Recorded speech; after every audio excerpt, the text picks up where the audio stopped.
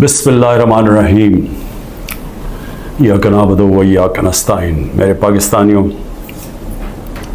आज मैंने आपसे 3-4 बातें करनी है, लेकिन मैं सबसे पहले जो अपनी बात का आगाज़ करना चाहता हूँ वो मैंने जिस चीज़ के ऊपर फ़ैसला किया है कि नैब चेयरमैन के ऊपर मैं 15 अरब रुपए का आज हर्जाना उसके ऊपर डाल रहा हूँ अपने वकील के ज़रिए।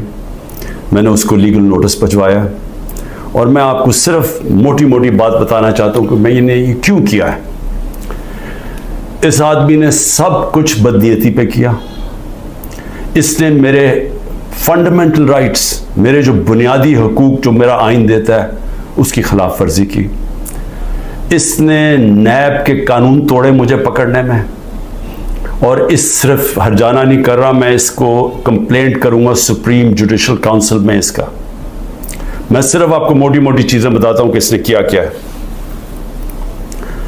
28 अप्रैल को, जरा ये गौर से सुनना है, 28 अप्रैल को फैसला होता है कि मेरे ऊपर ये जो इंक्वायरी कर रहे थे उसको इन्वेस्टिगेशन में तब्दील करना है। सो आप सबके लिए समझना ये है कि जब इंक्वायरी से इन्वेस्टिगेशन में तब्दील होती है तो पहले मेरे से पूछा जाता है कि मुझे इंक्वायरी रिपोर्ट दिखाई जाती है कि मेरे खिलाफ कंप्लेंट है क्या और ये क्यों तब्दील किया जा रहा है इन्वेस्टिगेशन के ऊपर। मुझे कोई इसका इल्म नहीं होता, बल्कि 30 अप्रैल को उसके 2 दिन बाद अखबार में रिपोर्ट आती है।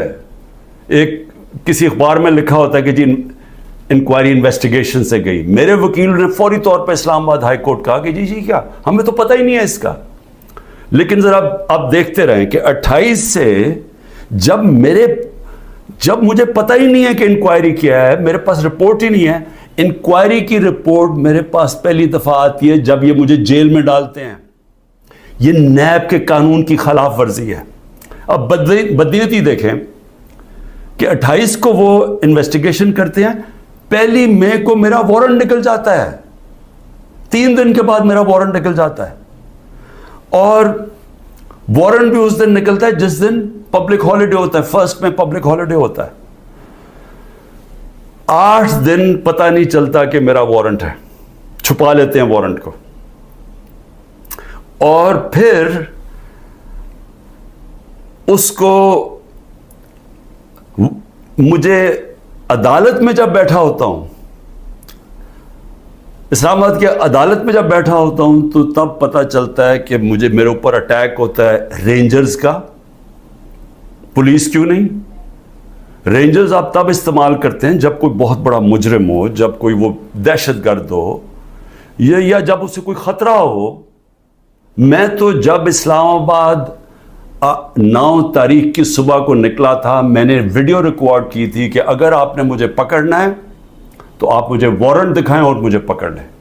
वो कोई ड्रामे ना करें जो मेरे घर पे बाहर आके इन्होंने किया। उसके बावजूद रेंजर्स से मुझे पकड़ा, तोड़फोड़ की गई, मेरे सर पे डंडा लगा, लोगों को मारा, खून निकला लोगों के। स्टाफ जो था उसको उन्होंने मारा, जो वहां बेचारा रजिस्ट्री ऑफिस का स्टाफ था। और फिर जिस तरह मुझे वो लेके गए, सारी दुनिया में वो तस्वीरें गई कि जिस तरह कोई कोई मुजरिम को, दहशतगर्द को पकड़ के लेके जा रहे हैं। ये सारा नैब चेयरमैन के ऑर्डर्स के ऊपर हुआ। अब ये देखें, सेक्शन 24, जब आप अरेस्ट वारंट करते हैं नैब में, तो ये 4 चीजें होनी चाहिए आपको अरेस्ट करने से पहले कि ये 4 वजूहात होनी चाहिए जिसकी वजह से वो आपको अरेस्ट करते हैं। नंबर 1 कि बार बार मुझे नोटिस गए और मैं उसका जवाब ना दूं। मुझे नोटिस ही नहीं किसी ने भेजा, तो मैं जवाब क्या देता? तो पहला गलत। दूसरा कि मैं मफरूर हूं, कि मैं भागा हुआ हूं।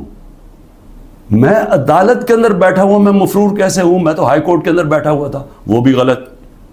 तीसरा कि मैं एविडेंस को चेंज कर रहा हूं। एविडेंस सारी गवर्नमेंट के पास पड़ी थी। अलकादर की सारी एविडेंस, या वो एनसीए वाली, वो सारी उनके कैबिनेट पे पड़ी थी, और या इन्होंने सारी अलकादर की सारी चीजें मंगवा ली थी, वो इनके पास पड़ी थी। तो मैंने टेम्पर कैसे करना था? यानी मैंने उसको चेंज कैसे करना था, तब्दील कैसे करना था? और फिर बार बार एक चीज करता जाए आदमी, रिपीट करता जाए एक जुर्म, फिर उठाते हैं। تو ان چاروں میں سے بتائیں کہ کون سی میں نے غلطی کی تھی جو مجھے انہوں نے ایک دہشت گرد کی طرح جس طرح مجھے انہوں نے اٹھایا ہے. یہ چاروں ایک پوائنٹ بھی نہیں میٹ کر رہا تھا. اس کے علاوہ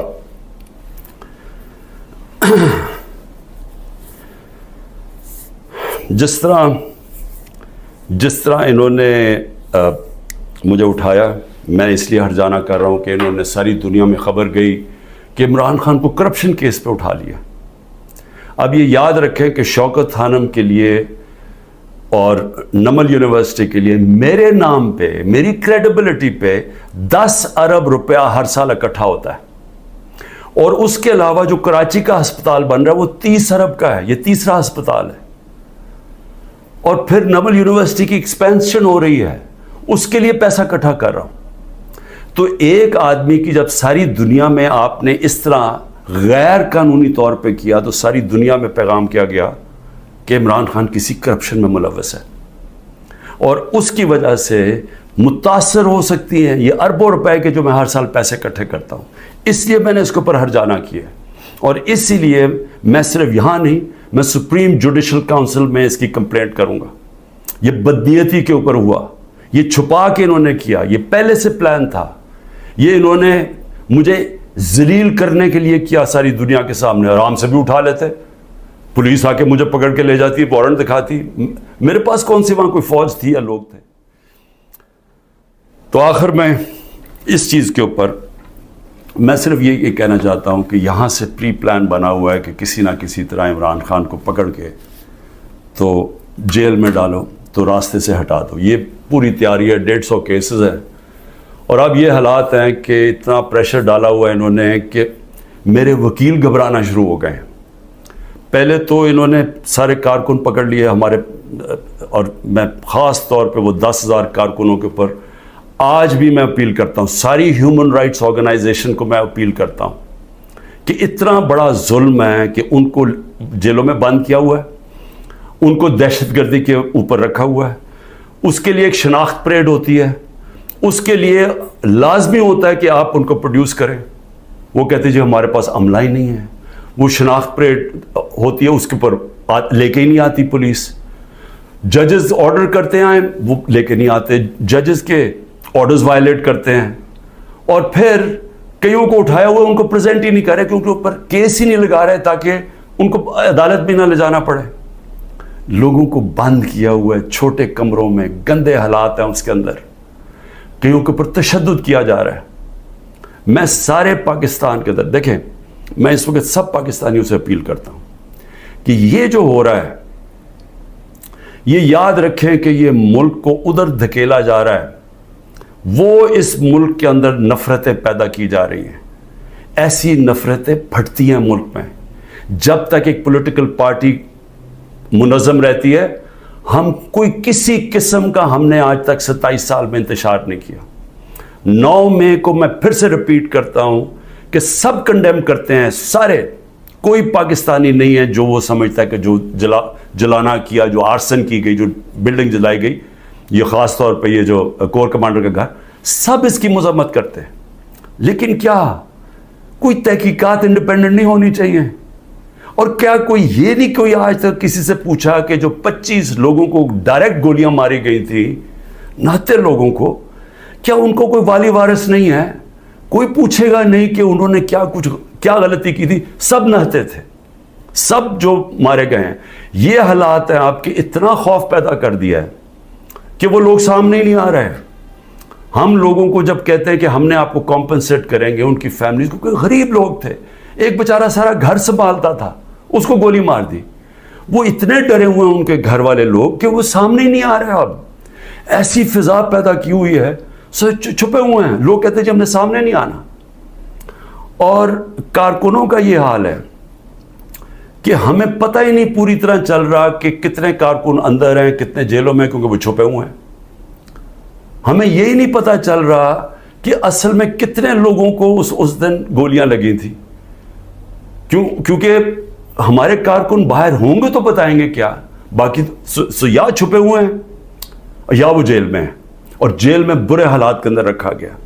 تو میں اس لیے نون لیگ کو بھی آج ایک بات کہنا چاہتا ہوں، اور پیپلز پارٹی کا بھی اور پی ڈی ایم کی پارٹیز کا بھی. دیکھیں یہ جو ہو رہا ہے نا, یہ یاد رکھیں کہ میں اس ملک کی اسٹیبلشمنٹ کو 27 سال سے میرا واسطہ پڑا ہے. آپ کو پتہ بھی نہیں چلے گا جب یہ بند کمرے میں پلان اے سے پلان بی پہ جائیں گے, آپ کو پتہ بھی نہیں چلے گا. تو جو آج آپ چپ کر کے یہ دیکھ رہے ہیں, یہ ظلم جو ہو رہا ہے, یہ آپ یہ سمجھ جائیں کہ یہ جب چینج ہوگا, کیونکہ چینج ہونا ہے, کیونکہ گورنمنٹ تو فیل ہو گئی ہے, اکانومی گر گئی ہے. آج جو ڈالر جس مارکیٹ کے اندر اوپن مارکیٹ میں 314 روپے کا ڈالر نہیں مل رہا, کیوں نہیں مل رہا؟ کیونکہ کسی کو سب کو اعتماد ہی اٹھ گیا اکانومی سے.